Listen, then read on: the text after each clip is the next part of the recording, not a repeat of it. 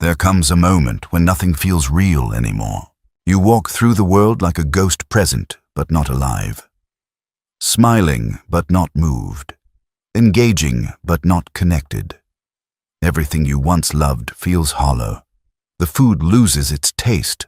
The conversations lose their meaning. The things that once gave you joy now only echo with a faint memory of aliveness.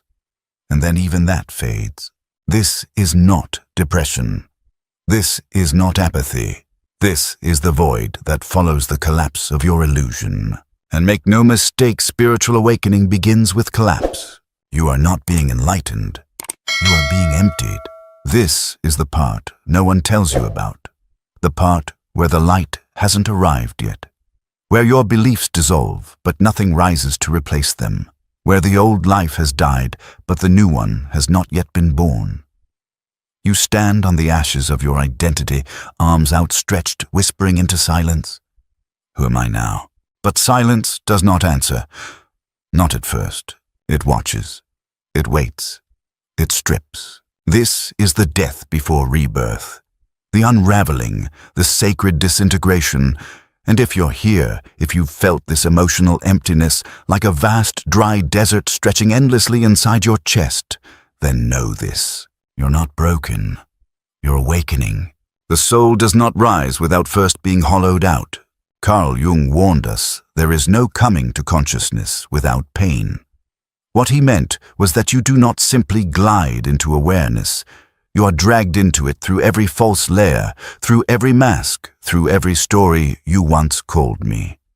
And what's left behind is not light and joy, but space. Terrifying, sacred, infinite space. You see, the emptiness you feel is not a flaw. It's the space where your false self once lived. The ego, the persona you constructed to survive in this world, has lost its grip. And now you are face to face with the void it kept you too busy to see. That void is the threshold. But it doesn't feel like transcendence. It feels like numbness, like fatigue, like indifference. You wake up and feel nothing. You move through your day in a haze. The things you used to chase, attention, validation, pleasure, success, no longer taste the same. Even love can feel distant, unreachable. You're not disconnected from others, you're disconnected from the version of yourself that used to pretend. And this disconnection is sacred. You're not losing yourself. You're losing what you were never meant to be. The emptiness is not absence. It is the presence of stillness. It is the moment when your mind can no longer distract you and your heart can no longer lie. It is the moment when you're finally alone with what's real. But what's real is not always beautiful. The truth is, you were never taught to face yourself in silence. You were taught to perform, to achieve, to produce, to please, to become someone others would approve of. And now in the rawness of awakening, you realize you've been living for everyone except the one person who needed you most, yourself. That realization doesn't come with joy. It comes with grief. Spiritual awakening is not a celebration. It is a funeral. You bury the illusions. You mourn the wasted years. You stand at the grave of your old self and wonder if it was ever really alive. You question everything, your past, your purpose, your place in the world. You look around and see people still asleep, still chasing shadows, and you envy them. Because sleep was comfortable. Sleep was easy. But now you are awake, and there is no going back. This is why awakening feels empty. You are not yet filled with truth. You are just no longer full of lies. And in that in-between, in that space where nothing feels certain, the soul begins to whisper. But it speaks in a language you forgot, symbol, dream, silence. And until you remember how to listen, you will feel lost. You will feel hollow. You will wonder if something is wrong with you. Nothing is wrong with you. You are passing through the sacred corridor between who you were and who you are becoming. You are no longer stimulated by noise. You are no longer seduced by distraction. The external world no longer satisfies you because your soul is redirecting you inward. You are learning to be nourished from within. But learning to feed your own soul after a lifetime of being fed by the external is not easy. It is not quick, it is not painless, and yet it is necessary. The emotional emptiness of awakening is not a sign of failure. It is a sign that the old patterns are finally dying, that the conditioned self, the persona Jung so often described, is dissolving. And what comes next is not to be rushed. There is wisdom in the void. The ego wants answers. The soul wants silence. And in that silence, you begin to see what you could not see before. You begin to remember, not who society told you to be, but who you were before the world got its hands on you. You begin to recall the child who saw magic in everything, the dreamer, the questioner, the one who felt too deeply, asked too much, loved too honestly. That child never died. They were buried beneath layers of performance. And now the excavation begins, but it begins in darkness, in stillness, in a feeling that the world will interpret as depression, as laziness, as disconnection. But you will know better. You will know that something ancient is waking up in you, and like all things sacred, it arrives in silence.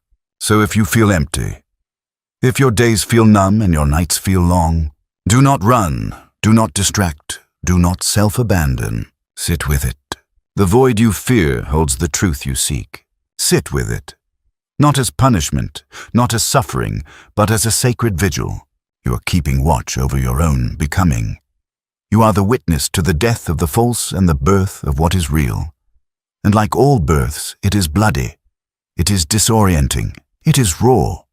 The spiritual path is not paved in gold. It is paved in silence, cracked open by grief and illuminated only by the flickering lantern of your own inner knowing. And that knowing cannot be borrowed. Not from books, not from teachers, not even from Jung. Carl Jung didn't give us a destination. He gave us a map to the unknown within. He showed us that the psyche is a living system, one that must pass through darkness to find its light. He taught us that what we repress does not disappear. It waits. It grows. It haunts. Until we are strong enough to face it. And now, you are facing it. In the stillness of your spiritual emptiness, the shadow begins to stir, not as a monster, but as a mirror. It shows you all the parts of yourself you abandoned to be loved, the anger you suppressed to be accepted, the sadness you swallowed to be strong, the truth you betrayed to be safe. You meet yourself here in pieces. And this is the turning point. This is where most people run back into distraction, into performance, into spiritual bypassing. They chase highs, they pursue gurus, they wrap their fear in mystical language. But you have chosen to stay, to sit in the raw ache of emptiness and not flinch, to hear your own soul whisper back from the void, I'm still here. And in that moment, the emptiness begins to change, not vanish, not heal, but change. It no longer feels like death, it feels like space, spaciousness, a sacred clearing, a place where something real can finally grow. But growth, as Jung knew, is not about addition, it is about integration. You are not here to become someone else. You are here to gather the parts of yourself you left behind. The child, the rebel, the lover, the mystic, the fool, the fire, the silence. You are here to reclaim your fullness, not through perfection, but through wholeness. That wholeness begins with embracing the emptiness. It is the womb of your next becoming. But don't expect it to feel good. Don't expect fireworks or divine voices. Don't expect instant clarity. Awakening is not a Netflix series. It is a long, slow exhale, a dismantling, a remembering, a descent so deep that you forget the way back because there is no way back. Only forward, only inward. And in that inward path, you begin to notice things you never saw before. You notice how you used to over-explain to be understood. You notice how you smiled to hide the ache. You notice how you kept yourself busy to avoid being alone with your truth. Now there is no hiding. The mask is too heavy, the performance too hollow. You crave something real, not just in others, but in yourself. You begin to listen differently, speak less, feel more. The world becomes quieter and more alive. You stop filling your time, you start inhabiting it, and slowly, subtly, the emptiness gives birth to presence. Presence not as a state of doing, but as a way of being. Unhurried, unpolished, unapologetically here. You start to sense that you are not alone, not in the way of people, but in the way of something deeper, a current, a pulse, a presence within you that watches, waits, whispers. Jung called it the self, the organizing principle of the psyche, the divine center around which your fragmented being begins to cohere. The self doesn't shout, it doesn't demand. It invites, and its invitation is always the same: come home. But home is not comfort. Home is truth. And truth, once you taste it, ruins everything that isn't aligned with it. That is why you feel empty. Because what once filled you is no longer compatible with your soul. You are outgrowing your own illusions. You are shedding a life built on roles, not roots. And so you grieve. You grieve the dreams that weren't yours. You grieve the versions of you that were never real. You grieve the relationships that only knew your mask. This grief is not weakness. It is the gateway. It is the soul saying, I'm willing to feel everything I once ran from in order to become everything I truly am. And when you allow that, when you surrender to that, you stop fearing the emptiness. You start honoring it. You realize that the quiet is not the absence of something. It is the presence of everything you once drowned out. It is the space where clarity returns, where intuition sharpens, where the psyche integrates, and you stop rushing it. You let it burn. You let it break. You let it build something new inside you, something you can't yet name. But you know it's real. You know it's real even if you can't explain it. Because something deep within you no longer seeks escape. You've stopped praying for the pain to leave. You've started listening to what the pain came to say. And that changes everything. It's subtle at first. You wake up and realize you're not forcing yourself to be anyone today. You speak slower because you no longer need to fill the air. You feel sadness without panic because now you know it's just another voice from your soul asking to be heard. This is the fruit of the emptiness, not happiness, not bliss, but sovereignty. You are no longer possessed by your emotions. You are no longer fused with your thoughts. You are no longer orbiting someone else's idea of who you should be. You've come back to center, and the center is still. Carl Jung once wrote, "The most terrifying thing is to accept oneself completely." And yet this is the core of awakening, not to fix yourself, not to ascend, not to become someone better, but to sit fully in what you already are, and not run. Not run from your chaos, not run from your cravings, not run from your beauty, not run from your rage, not run from your emptiness, because you realize this emptiness is sacred. This emptiness is the vessel. It is the cracked chalice into which the self pours its quiet gold. And so, for the first time, you stop trying to fill it. You stop numbing it with noise. You stop resenting it like a curse.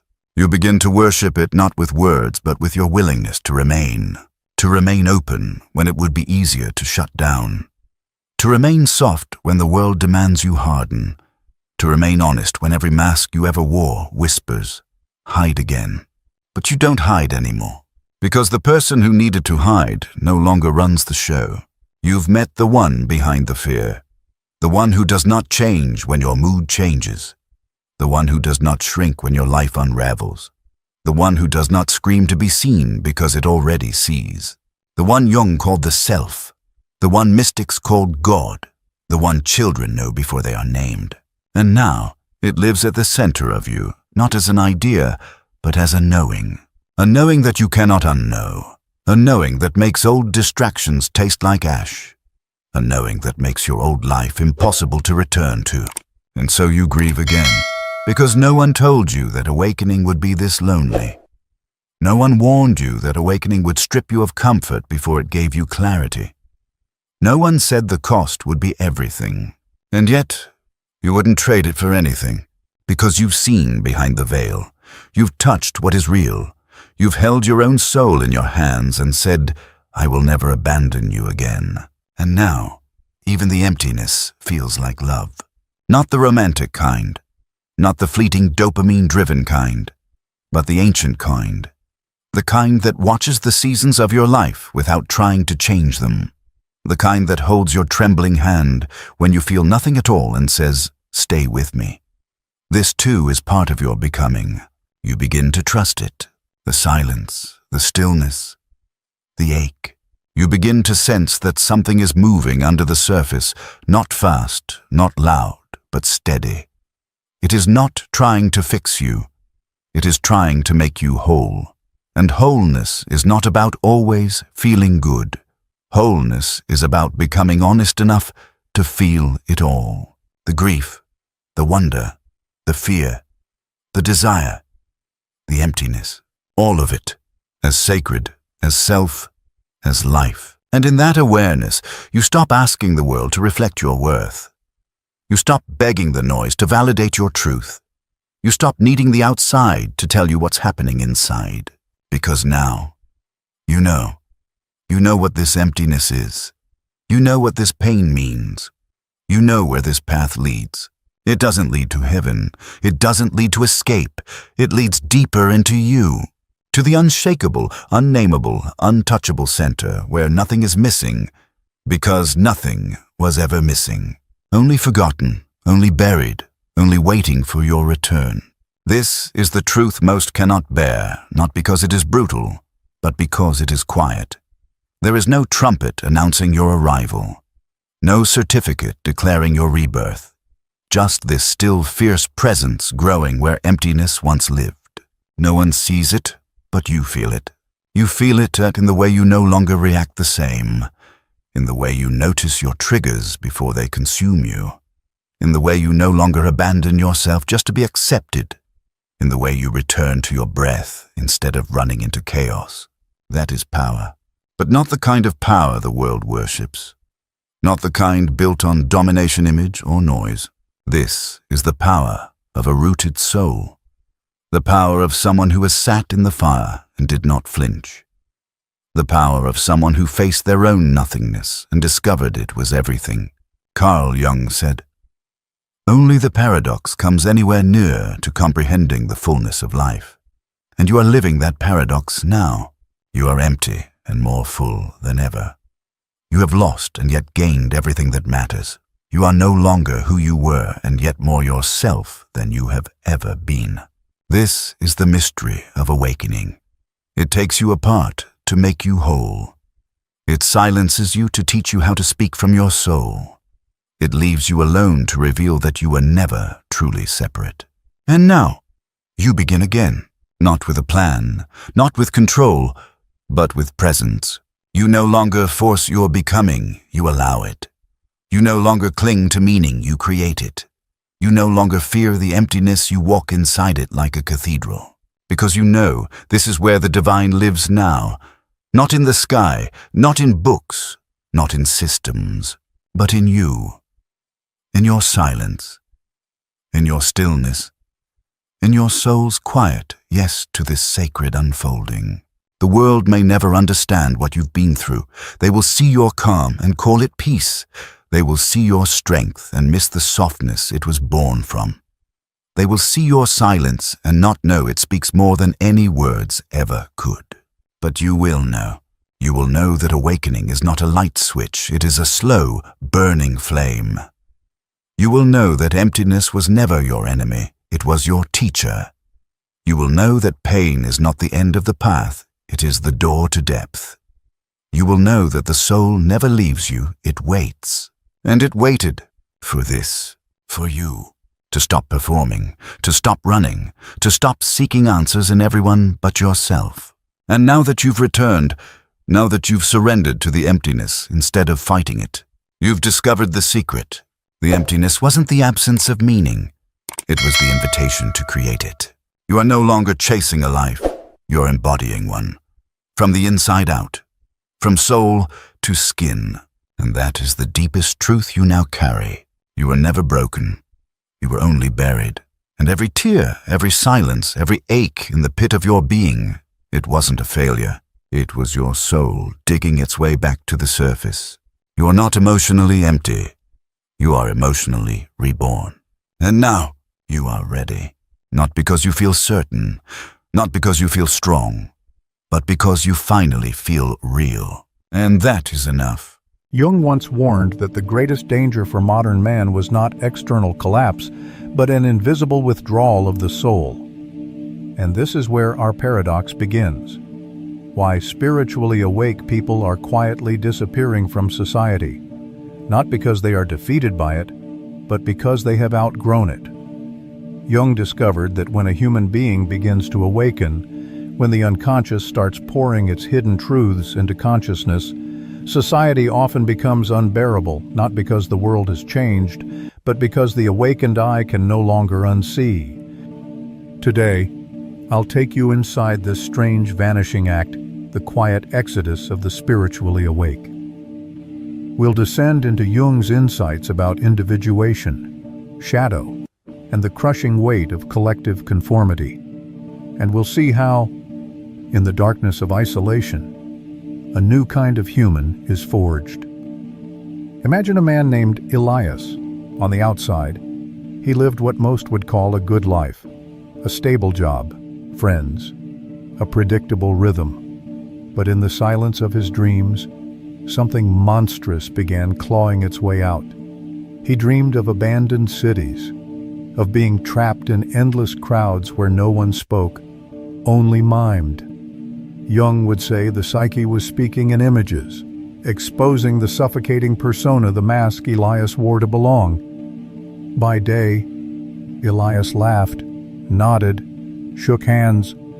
By night, he woke trembling, haunted by the silence of those dream crowds. Slowly, the daylight world began to feel unreal.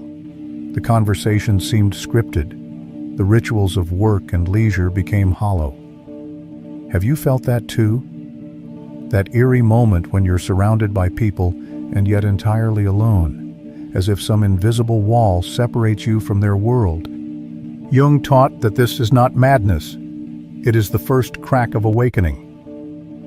The unconscious begins dismantling the fragile stage set we call normal life. And when the curtain falls, you glimpse the machinery behind it. The lies, the compromises, the false peace of conformity. It is unbearable, and it is liberating. But here lies the danger. When the awakened one speaks this truth aloud, society often recoils. Jung himself knew this exile. His break with Freud was not just an intellectual schism, it was a psychic divorce from the collective structures that could no longer contain him. He once wrote, "The privilege of a lifetime is to become who you truly are." But he also knew the cost you may have to leave the banquet table of society to eat alone in the wilderness. Elias began doing what so many spiritually awake souls do. He withdrew, not with dramatic gestures, not in rebellion, but in quiet, almost imperceptible ways. He skipped gatherings. He walked alone. He turned down invitations.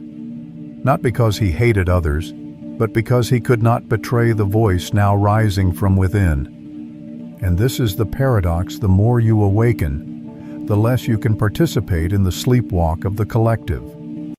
Jung would call this the pull of individuation. The psyche demands wholeness, not acceptance. And so the one who awakens begins to vanish, not as an act of hostility, but of survival. Can you feel that inside yourself? The tension between your inner truth and the outer script, the quiet shame of preferring solitude to social approval, and yet, beneath that shame, the strange sense of relief as if you've finally stopped betraying your soul. This disappearance is not abandonment. It is alchemy. Jung compared individuation to a crucible. The old identity must burn so that the gold of the self can emerge. When Elias left the parties, when he refused the endless chatter, he was not rejecting humanity. He was listening to a deeper call, the call of the self, the archetype of wholeness, the center that waits to be born. But make no mistake, this path is terrifying. The shadow rises here, whispering, "You are broken. You are alone. You are mad." Jung warned that many collapse under this weight, mistaking the exodus for a failure. But for those who endure, the silence becomes a teacher.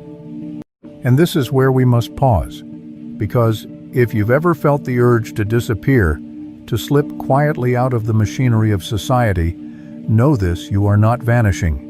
You are transforming. The world may not understand. It may even mock you.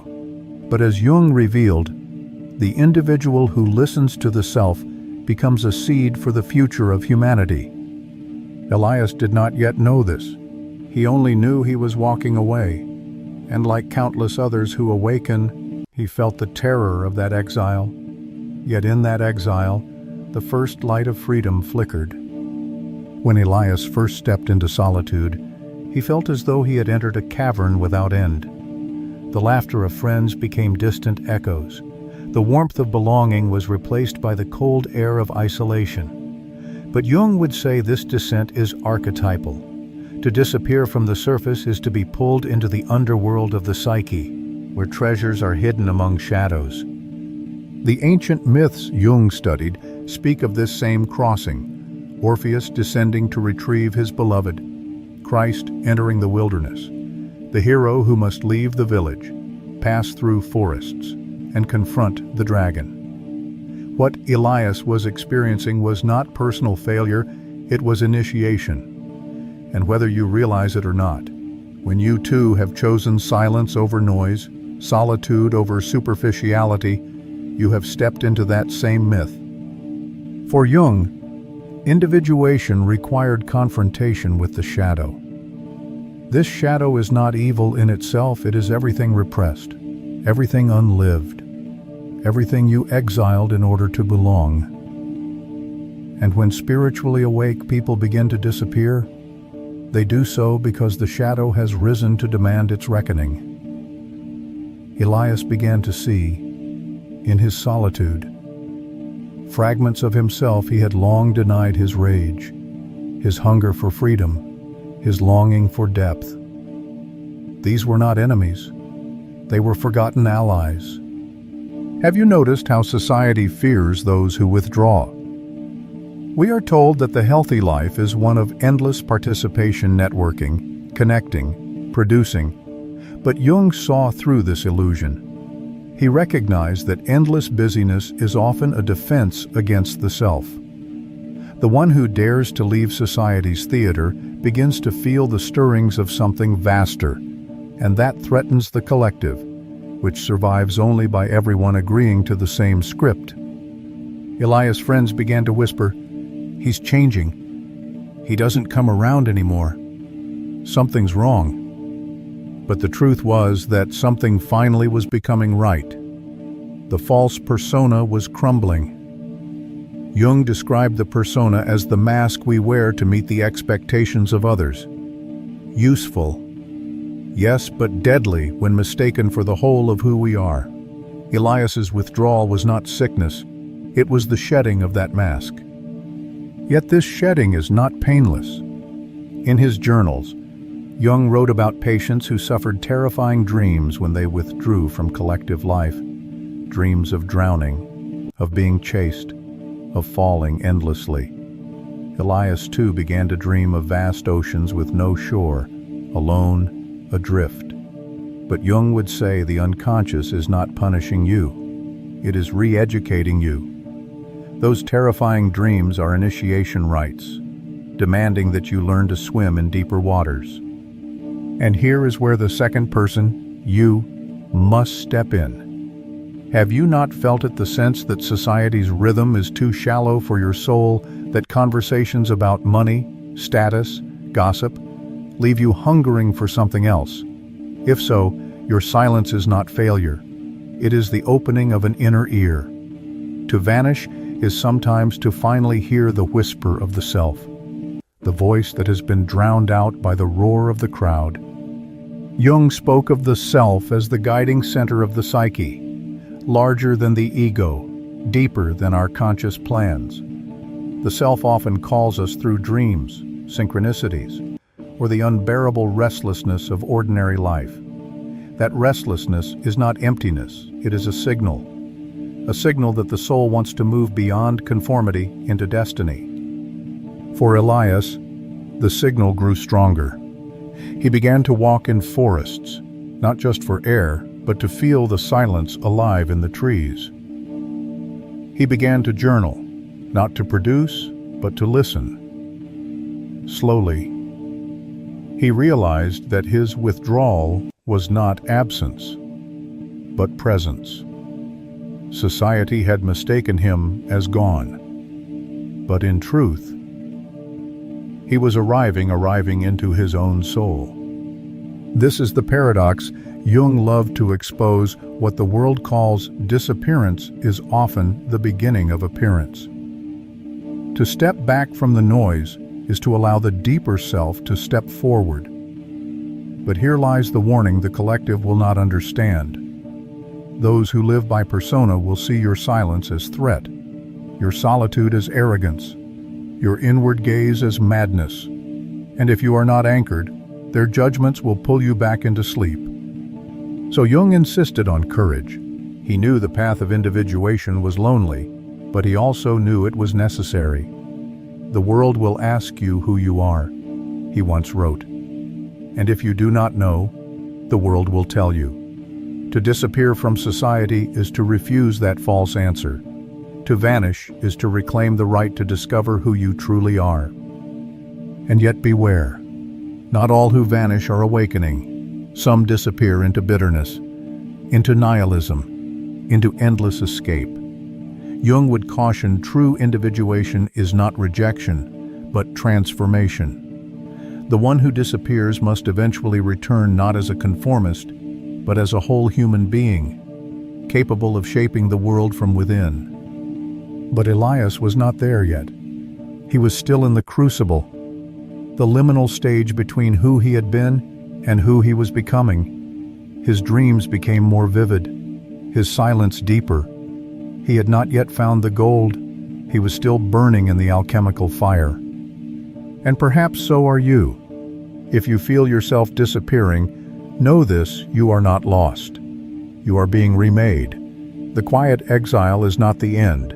It is the furnace in which the self is forged. Elias's nights became longer than his days. The quiet house, once a refuge, now felt like a temple where strange rituals of the soul unfolded. He would light no candles, play no music, just sit in the thick silence, waiting. Sometimes the silence felt like death, a suffocating void. Other times it opened into visions, faces rising from the dark, forgotten voices echoing, fragments of childhood laughter returning like ghosts. This is what Jung meant when he said that the unconscious is not just a cellar of repressed memories, but a living sea of symbols. When you step away from society, you no longer drown in external chatter. Instead, you begin to hear the voices within. It is terrifying, because they are unfamiliar, primal, demanding, but they are also the map back to the self. The dreams grew more mythic. Elias saw a fortress, tall and impenetrable, surrounded by black waters. Inside the fortress, a child cried endlessly. He woke shaken, unable to explain. Jung would interpret the fortress as the persona, the defensive walls built to survive in society. The child is the authentic self, imprisoned by those walls. The crying is the soul's cry for liberation. You may recognize this dream, even if you've never seen it. Not the fortress itself, but the feeling, the sense of a deeper self locked away, suffocated beneath roles, obligations, expectations. And when spiritually awake people disappear from society, it is often because they can no longer ignore the cry of that imprisoned child. To stay is to betray it. To leave is to set it free. But freedom is not immediate. The withdrawal feels first like death. Jung often compared individuation to alchemy, the medieval art of turning base metal into gold. The alchemists spoke of the nigredo, the blackening the stage where the material decomposes before transformation can begin. For Elias, solitude was nigredo. His old life was dissolving, but the gold had not yet emerged. Here lies the danger. In this stage, many lose themselves. Some collapse into depression, others into addiction, others into a cynical rejection of all human bonds. Jung warned that to disappear without purpose is to rot. The key is to realize that the darkness is not punishment, it is preparation. Elias clung to this insight. In the silence, he began to notice small flames flickering in the dark, a sudden clarity in his dreams, a chance encounter with an old book that spoke to his soul, a stranger's words echoing something he had just written in his journal. Jung called these synchronicities meaningful coincidences that signal the self is guiding you, weaving the outer world with your inner transformation. Have you ever felt it? That uncanny alignment, when events seem orchestrated by something beyond chance. That is the self reminding you you are not lost. You are being led. But even synchronicities cannot remove the terror of solitude. The shadow still hovered. Elias saw in himself the capacity for rage, for selfishness, for cruelty. He recoiled. But Jung insisted to know your shadow is not to be corrupted, but to be made whole. What you deny controls you. What you face can be integrated. And here you must pause to reflect on yourself. Think of the parts you exile: your anger, your jealousy, your desire for power, your longing for freedom. Society tells you to suppress them to remain acceptable. But the awakened soul discovers these energies are not meant to be destroyed. They are meant to be transmuted. To reclaim them is to reclaim your vitality. Elias began experimenting. When he felt anger, he no longer buried it. He listened. Beneath the anger was the voice of his boundaries, long ignored. When he felt loneliness, he sat with it until it revealed a truth he had been using others to escape himself. Slowly, the shadow became less an enemy, more a teacher. Jung wrote, "One does not become enlightened by imagining figures of light, but by making the darkness conscious." To disappear from society is not to chase the light, but to descend into darkness until you find the hidden spark. Elias, in his solitude, was learning this ancient alchemy. Yet society did not see his progress. Friends drifted away entirely. Some mocked him. Others pitied him. Few understood that what looked like retreat was initiation. This is the tragedy of the spiritually awake. They vanish not to abandon the world, but to return to it more whole. But until the transformation is complete, they must bear the misunderstanding of others. And this is the test for you as well. If you are vanishing, know that misunderstanding will come. You may be called distant, strange, broken. But Jung would whisper the true sickness is to remain asleep. To leave society's stage is not abandonment, it is courage. The fortress dream returned to Elias, but this time the child was no longer crying. He was waiting for Elias to come and open the gates. Jung would say the self is patient. It waits for you to grow strong enough to face it. Every step into silence, every confrontation with shadow, every lonely night in the wilderness is a step closer to that meeting. And when that meeting comes, you will understand why the spiritually awake must disappear, because only in disappearance can the imprisoned child be freed, and only in freedom can the self be born. The fortress dream haunted Elias until one night. In the silence that had become both his torment and his teacher, something shifted. This time, when he approached the iron gates, they were already open. The black waters still lapped at the walls.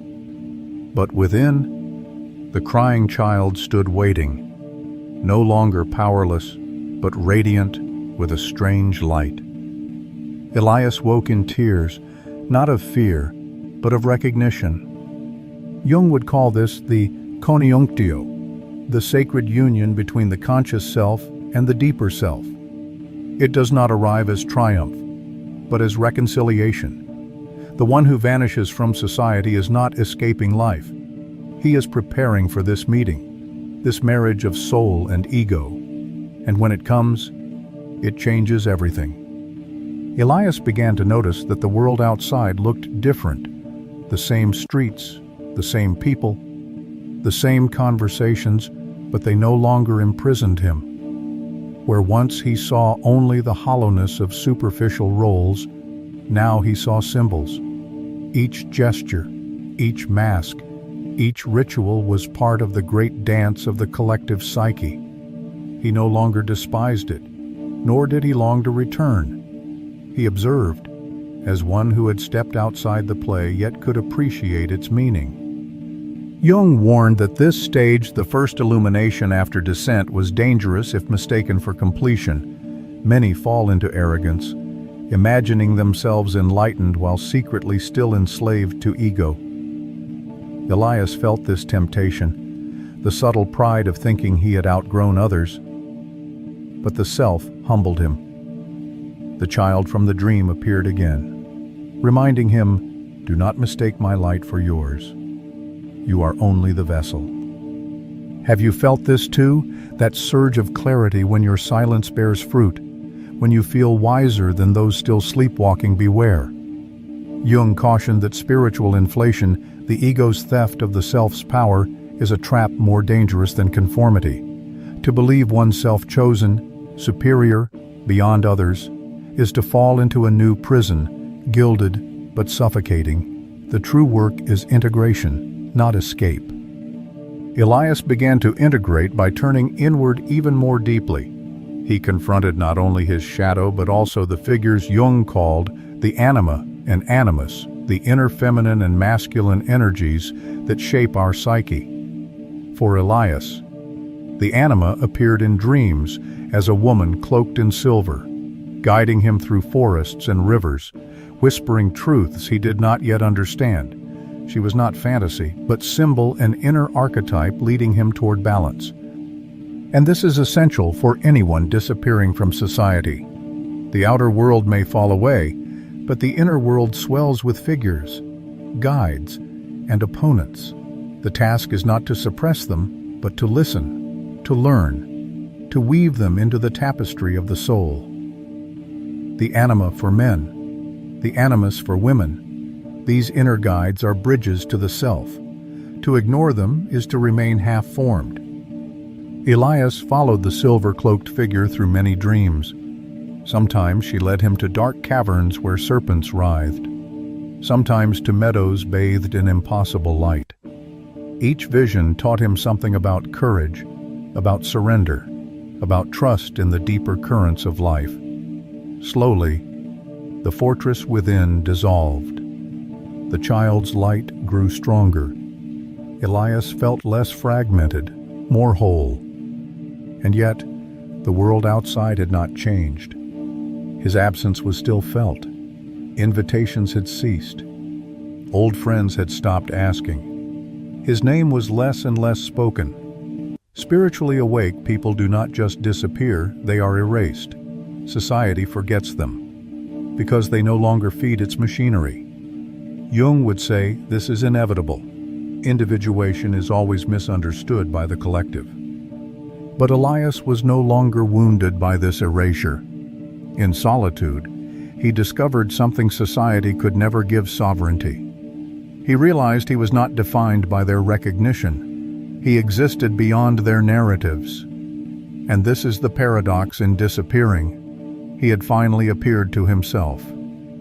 Here lies the seed of transformation. When you vanish, when you endure the exile, when you face shadow and reconcile with self, you become ungovernable by the collective, not rebellious for its own sake, but free in the deepest sense. You no longer need to perform. You no longer need to beg for approval.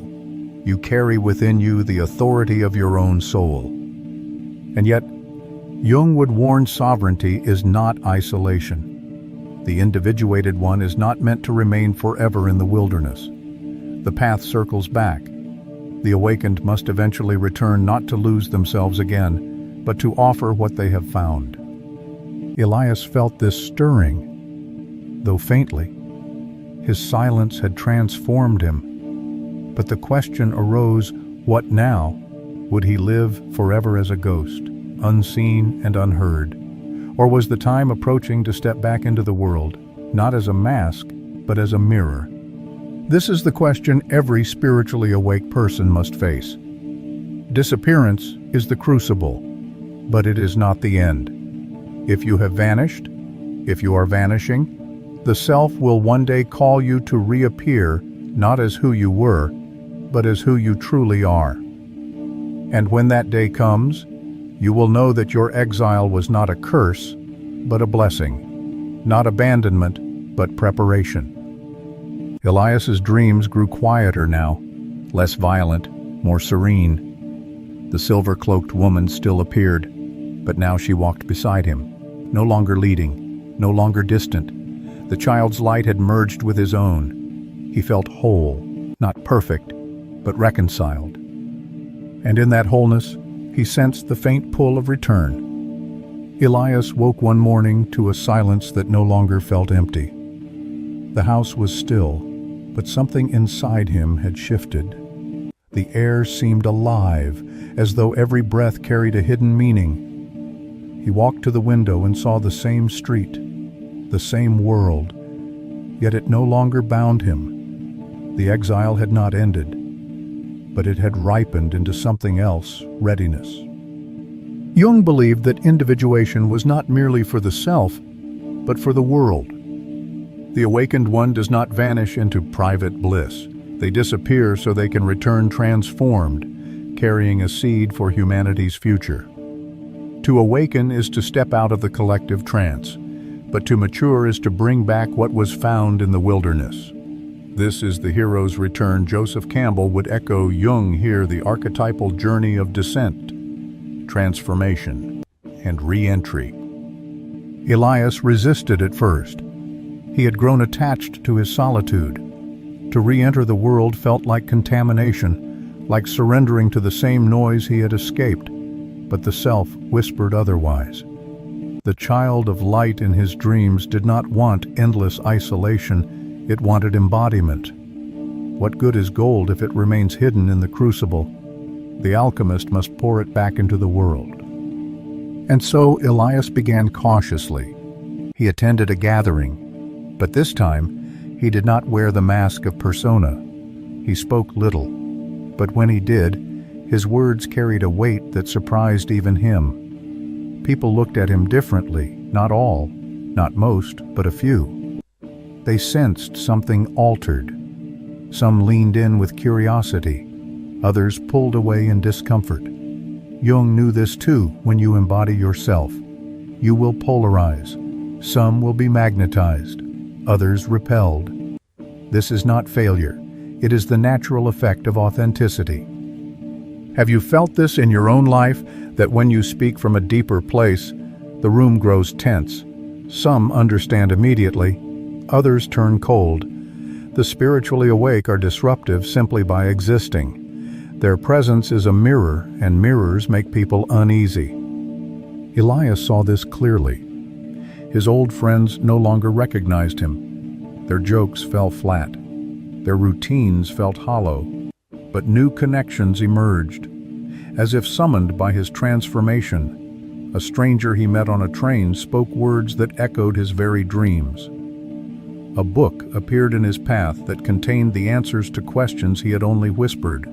Synchronicities multiplied, guiding him not back to the old world, but into a new one. This is the quiet truth Jung revealed when you awaken. Your world reorganizes itself. People leave, others appear. The invisible threads of destiny tighten, and though society as a whole may still misunderstand, you are no longer lost in its labyrinth. You carry your own compass now. But Jung never allowed complacency. He warned that every return carries a cost. To re-enter society with yourself intact requires vigilance. The persona will always attempt to reclaim you, to seduce you back into its mask. The shadow will test you, asking whether your integration is real or merely imagined. And the collective will pressure you, sometimes subtly, sometimes brutally, to conform again. Elias felt these pressures immediately. Invitations returned, but with them came expectations to gossip, to perform, to smile where he no longer wished to smile. The temptation was strong: put the mask back on, and you will belong. But Elias had tasted another belonging, the belonging to his own soul. And once you have known that, there is no return to slavery. And so he chose carefully. He did not isolate, nor did he drown in collective demands. He practiced the art of conscious boundaries. Jung called this individuation in action, the ability to be in the world, but not of it, to engage without being consumed. Elias learned to say no without guilt, to say yes without betrayal. His presence became precise, his silence intentional. And here is where your journey enters the frame. If you too have disappeared, the day will come when you must reappear, not as the old self, not as the mask, but as something new. The danger is to vanish forever, mistaking avoidance for awakening. The task is to re-enter consciously, to bring back the gold of your exile. Elias' final dream in this cycle revealed the truth.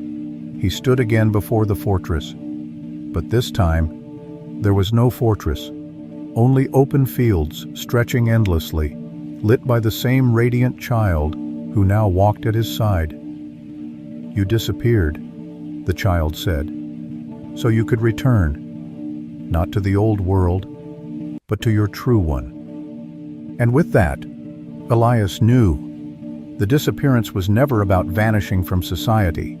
It was about vanishing from illusion, from falseness, from everything that betrayed the self. What remained was not absence but presence, the kind of presence that shifts the air, that awakens others without words. So why are spiritually awake people quietly disappearing from society? Because they are being remade. Because they cannot breathe in the old atmosphere of masks and scripts. Because the soul will not tolerate betrayal forever. They disappear not as rejection, but as preparation for a deeper return, one that carries the possibility of healing not just for themselves, but for all. And now, the choice rests with you. Do you vanish into sleep again, wearing the mask of conformity, or do you vanish into the crucible, risking the exile, enduring the shadows, so that you may re-emerge as who you truly are? Jung would say your soul already knows the answer. If you feel this truth stirring in you, comment, "I walk the path of the hidden self." Your transformation is not isolation, but initiation. Not abandonment, but a gift to the collective. Your journey serves not just your awakening, but humanity's evolution. Thanks for watching. See you in the next dimension. When love ceases to be an enchantment, everything begins to look strange. You meet someone, you feel a spark of interest, yet the old fire does not rise, that dizzying fall once called infatuation never comes. And quietly the question appears, what's wrong with me? Why don't I feel what I used to feel? The answer is not in coldness, but in awakening. Carl Jung wrote that every human being passes through a process of consciousness expanding toward its own center. He called it individuation, the becoming of a whole person. Before this process begins, we live under the rule of inner opposites. We seek outwardly what we have not yet discovered within. We mistake the reflection of our unconscious for the face of another. This is what Jung called projection. Think of how often you have idealized someone seen in them, not who they were, but what you longed to see. Beautiful, strong, understanding. You believed They could fill the hollow inside you. But every illusion eventually collapses. Jung said, "We do not encounter other people, we meet ourselves." When you begin to understand this, the mystery of vanishing passion becomes clear.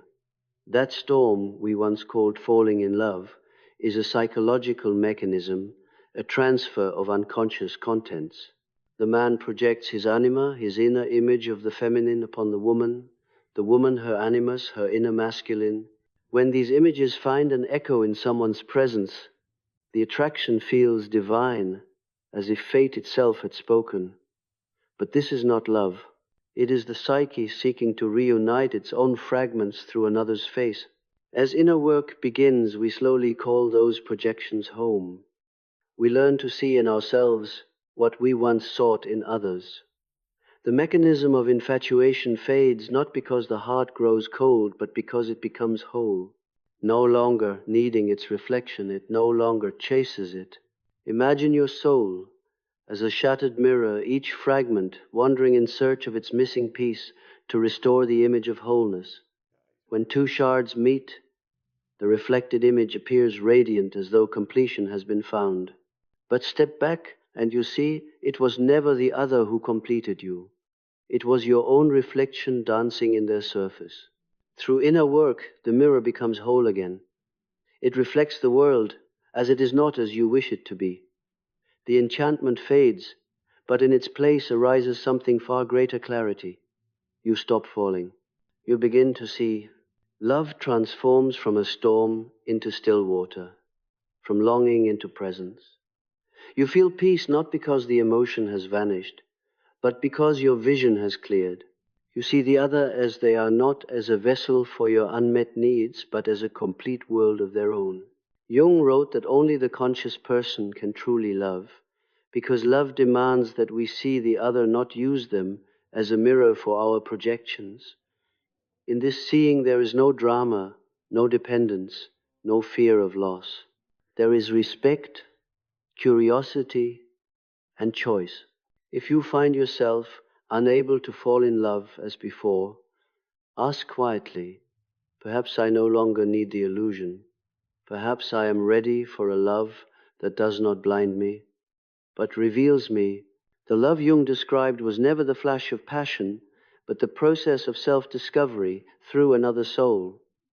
Such love begins only when you stop seeking salvation, when being yourself is finally enough. That is when awakening begins. You no longer fall, you stand. You look. And for the first time you see another, not as a cure for your pain, but as an entire cosmos to approach with tenderness, without fear, without hunger. This is the first step toward mature love.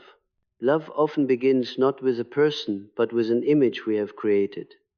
We don't see another, we see our dream of them. This is the illusion of the mirror. Jung called it projection. He said that each person carries within them the image of their inner, opposite the man within the woman within the man. These internal figures, anima and animus, whisper beneath consciousness. When we meet someone who resembles these hidden forms, recognition flashes like lightning. We say, this is the one.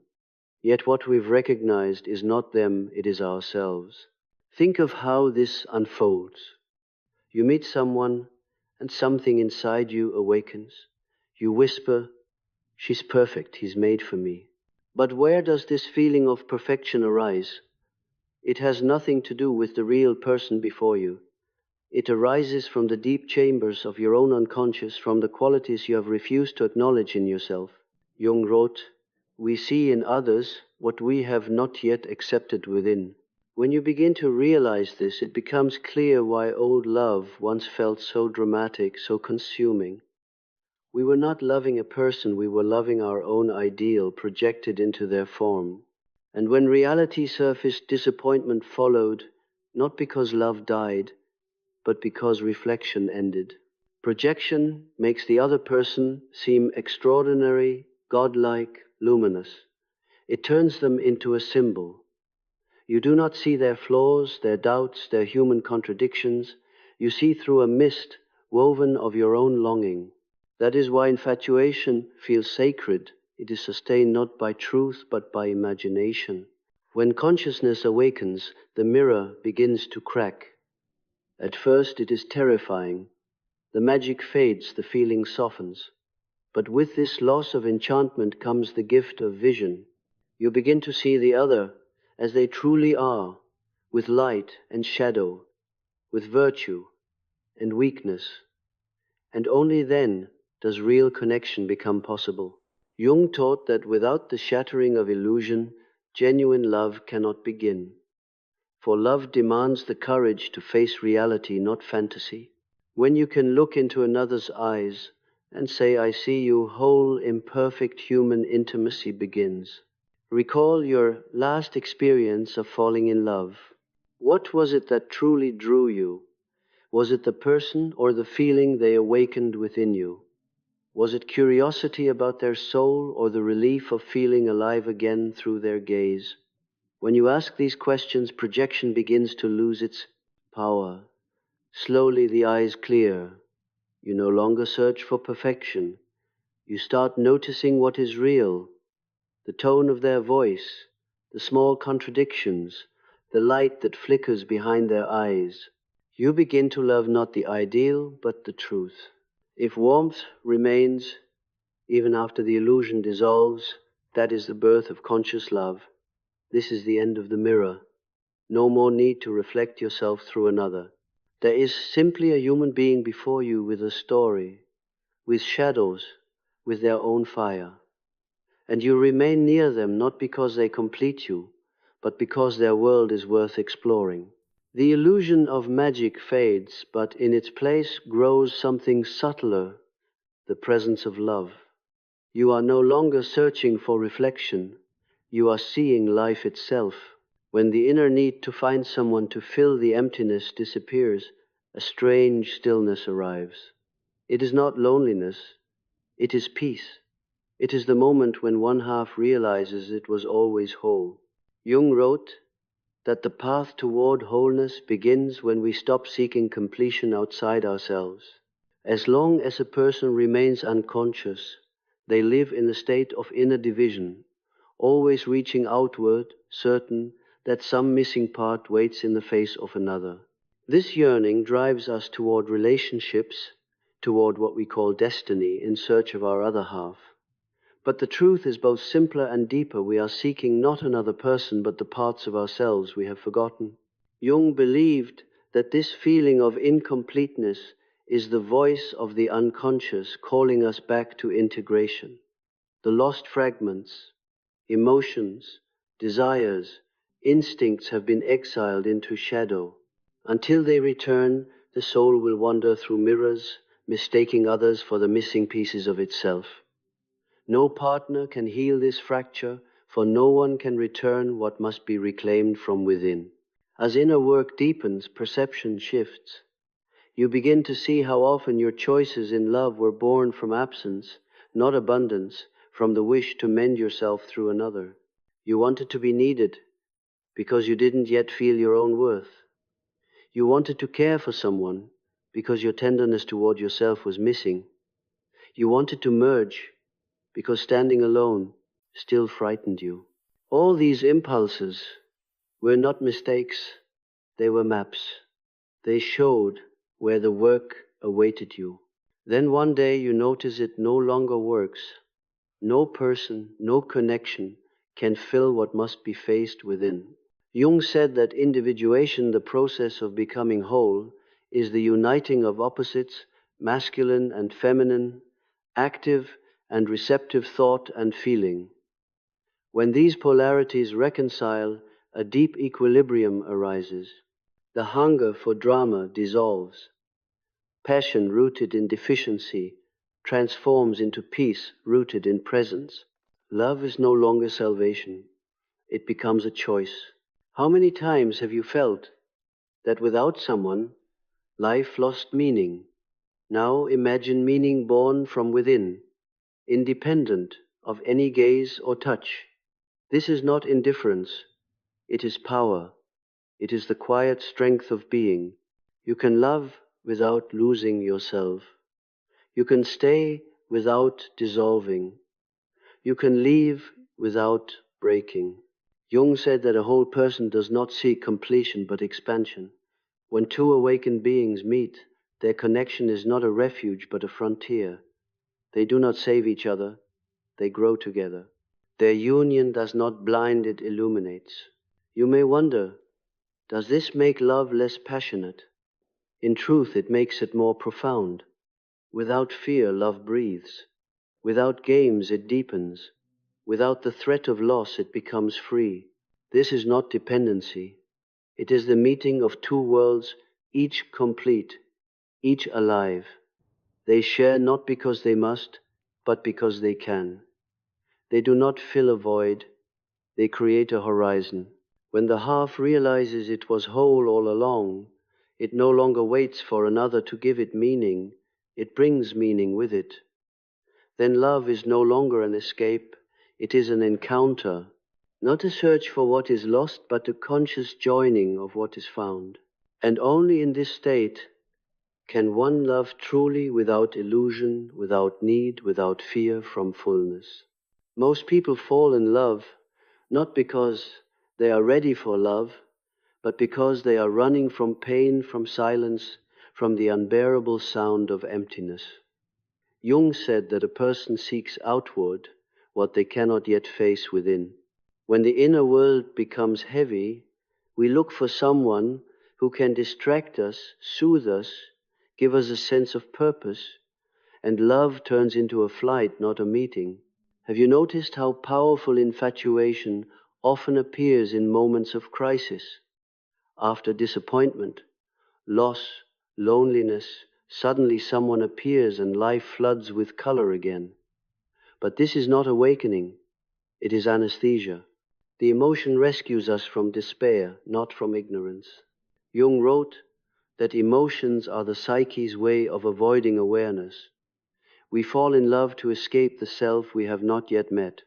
As long as we have not learned to be alone, love remains a substitute, a mask of connection, worn to hide from our own reflection. We call it passion, but often it is dependency, a beautifully disguised avoidance of solitude. When you start to ask what exactly you seek in love, what you are trying to forget, a turning point comes. You stop using others as medicine. Jung said, who looks outside dreams, who looks inside awakens. To look inward is to face the dragon, loneliness, emptiness, anxiety. It is not easy. But in that descent, resilience is born. You learn to sit with yourself without running. You learn to bear silence without filling it with borrowed voices. And in that silence, the need to flee dissolves. Once you love to forget, now you can love to remember. Once love was a storm, now it is a mirror, calm, reflective, alive. You no longer seek salvation because you no longer drown. Imagine a person who has spent years running from their own shadow. They've leapt from one relationship to another, from one fleeting passion to the next, mistaking intensity for intimacy. Each time they thought they had found love, but what they found was only temporary relief from themselves. One day exhaustion arrives. There are no new faces left to project upon, no fresh illusions to chase. The silence catches up, and this time they do not run. At first it is terrifying, the raw stillness, the echo of thoughts that once were drowned by affection, but slowly something shifts. The quiet no longer feels empty, it feels honest. And in that honesty, the person realizes they were never running from loneliness. They were running from the meeting they feared most, the meeting with themselves. Jung taught that mature love can only arise after such an inner reconciliation. Only when we stop using another human being as a shield against our own depths can we finally see. Then relationship stops being a refuge from life and becomes an expression of it. So you may ask yourself, what am I really seeking in love? A person or forgetfulness, understanding or escape, Your answer reveals the line where running ends and awareness begins. When you no longer fear your own company, love ceases to be an escape. It becomes a choice, not a hiding place, but a shared horizon. In such love, there is no urge to vanish inside another. There is only the wish to share what has already been found within. The other no longer covers your emptiness. They help you see that it was never empty to begin with. This is love without flight, quiet, authentic adult. True love begins where the fall ends. Jung said that unconscious love always feels like possession, a spell that sweeps us off our feet, a force that commands obedience. It feels like fate, but it is merely the absence of choice. The person does not love, they drown. They are carried by the current of instinct, not guided by consciousness. We glorify this as romance, yet it is a loss of awareness. When awakening comes, everything changes. You no longer wish to fall, you wish to walk. You no longer surrender blindly, you participate knowingly. You choose whom to love, and you understand why. Love ceases to be an accident and becomes an act of will. In this quiet decision lies a strength more enduring than all the storms of passion. You no longer seek the one who will make your head spin. You seek the one with whom you can stand still, look clearly, and move forward. You do not lose yourself in love, you unfold through it.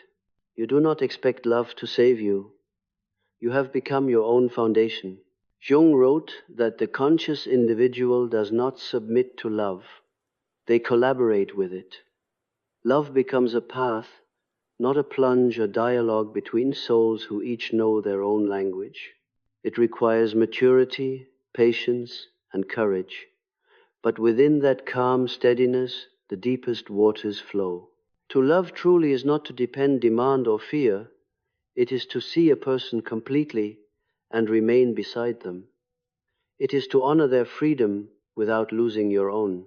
It is to build connection not from lack but from the fullness of being.